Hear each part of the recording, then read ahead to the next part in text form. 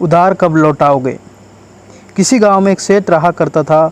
उसके पास अक्सर गांव के और गांव के आसपास के लोग कर्ज लेना आया करते थे। सेठ का मुनीम सभी से सिर्फ एक ही सवाल करता, कर्ज कब लौटाओगे, इस जन्म में या अगले जन्म में।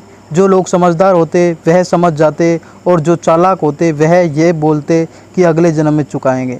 सेठ और सेठ का मुनीम किसी से बिना कुछ सवाल किए कर्ज दे देते थे।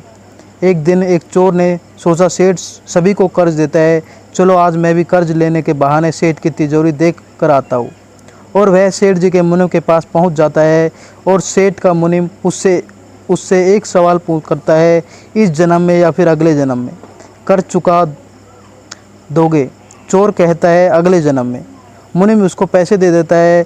पैसे को लेकर चोर योजना के अनुसार तिजोरी का पता लगाकर शाम होने का इंतज़ार करता है और रात्रि को चोर सेठ की बंधी हुई गायों में चला जाता है।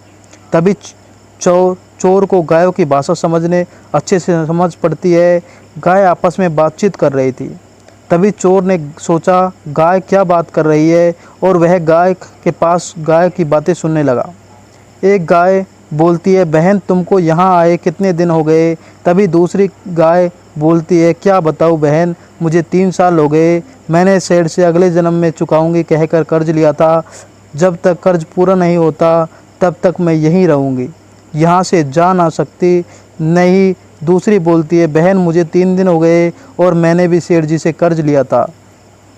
तभी चोर गायों की भाषा समझ आ गई और उसे पता चल गया कि हमें अब नहीं तो कभी ना कभी कर्ज ज़रूर चुकाना पड़ता है। और वह अगले दिन सेठ के साहूकार के पास जाकर अपना नाम खाते से कटवाकर पूरे पैसे जमा कराकर चोर का काम छोड़कर एक अच्छी ज़िंदगी की शुरुआत करता है।